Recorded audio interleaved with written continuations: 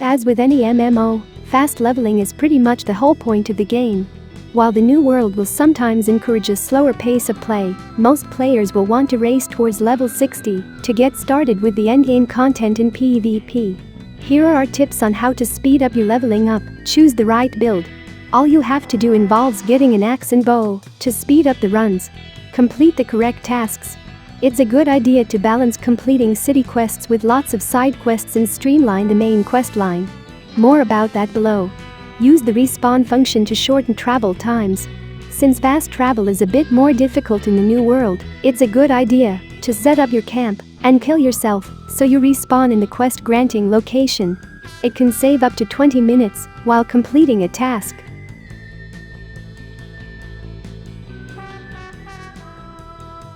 At the beginning of the new Earth, you spawn in one of 4 starting positions: First Light, Windsward, Monarch's Bluff, or Everfall.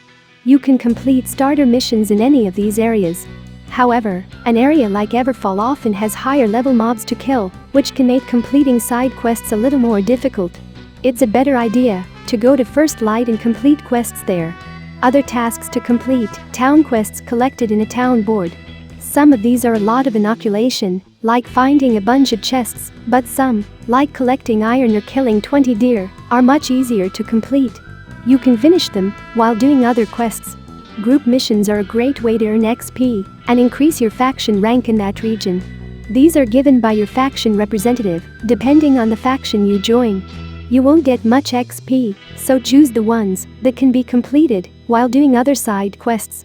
You want to make your way to expeditions as soon as possible. These are New World dungeon events, of which there are 6 active in the game. The first is the Amreen Expedition, available at level 24.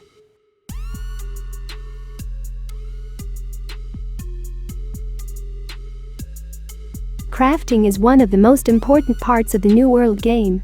Since alpha, a lot of work has been done to crafting, and in beta the system is very attractive and makes these long resource gathering tasks a lot more fun.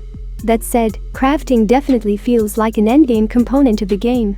Sure, you can spend time crafting random linen armor early in the game, but much later you can start making stronger items and gear, and, more importantly, selling them for a hefty profit. Areas with rare resources are often covered with high-level monsters. You'll still need to flatten to get over these areas. Crafting has many separate skill trees like weaving, smelting, and a whole set for collecting materials like logging and mining. You can work on these regularly while playing, or you can really focus on one area.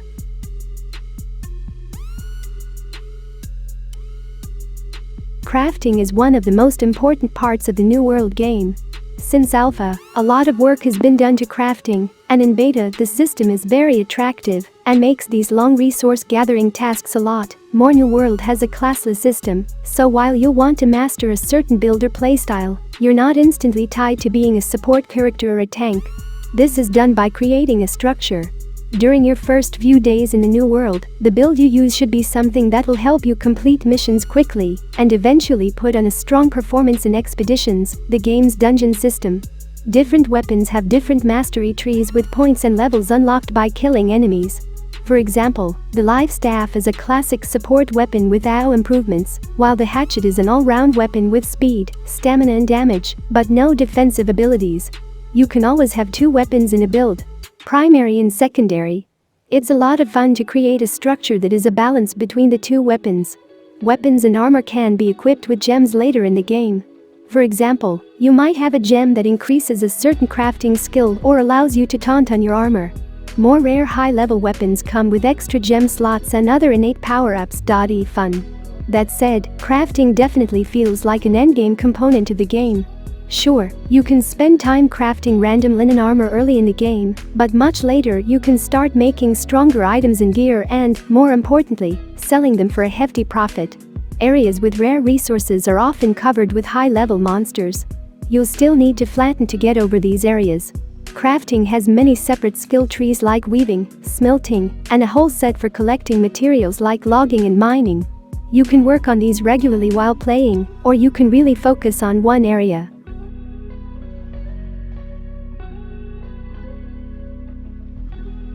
At the start of the game, you have the option to join one of 3 factions in the new world. Marauders, the Covenant or Syndicate.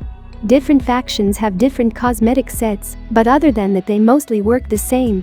However, choosing the right faction can be very important, but this will be different on each server.